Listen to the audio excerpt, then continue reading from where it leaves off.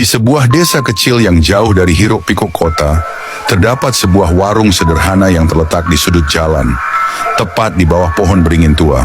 Warung itu bernama Warung Pojok, tempat yang selalu ramai pelanggan, meskipun tidak ada yang tahu dari mana datangnya bahan-bahan makanannya.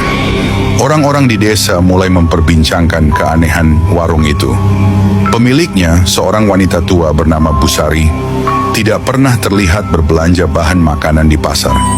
Namun lauk pauk yang ia sajikan selalu segar dan berlimpah. Ayam gorengnya begitu renyah, dagingnya empuk, dan bumbu masakannya seolah memiliki cita rasa yang tidak bisa ditiru oleh siapapun. Harga makanannya juga jauh lebih murah dibanding warung lain, seolah-olah keuntungan bukanlah hal yang ia pikirkan. Namun ada satu hal yang lebih mengerikan. Tak ada satupun karyawan di warung itu. Busari selalu sendirian melayani pelanggan, memasak, dan merapikan meja. Para warga desa sering bertanya-tanya, bagaimana mungkin seorang wanita tua bisa mengelola warung sebesar itu tanpa bantuan siapapun? Malam hari, warung itu tetap buka, meskipun jarang ada pelanggan yang datang. Beberapa orang yang nekat mampir setelah tengah malam mengaku merasakan suasana yang aneh. Ada suara bisikan lirih dari dapur, seperti seseorang sedang berbisik dalam bahasa yang tidak dimengerti. Beberapa bahkan mengaku melihat bayangan hitam melayang di belakang Busari saat ia sedang memasak.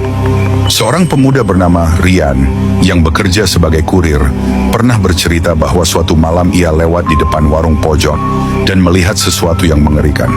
Saat itu pukul 2 dini hari dan warung terlihat kosong.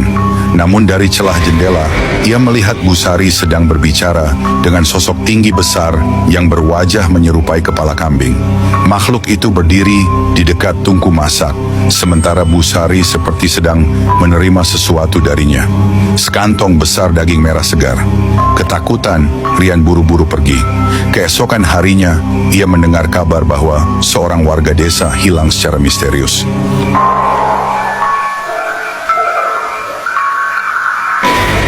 Kecurigaan semakin memuncak ketika seorang warga bernama Pak Jono, seorang pedagang daging di pasar, memperhatikan bahwa setiap kali ada laporan orang hilang di desa, warung pojok justru semakin ramai. Makanan yang disajikan pun semakin enak. Dengan keberanian yang dikumpulkan, Pak Jono bersama beberapa warga mencoba menyelidiki dapur warung itu pada suatu malam.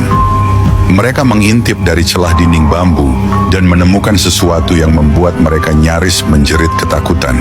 Di dalam dapur terdapat sebuah kuali besar yang mengeluarkan bau anyir.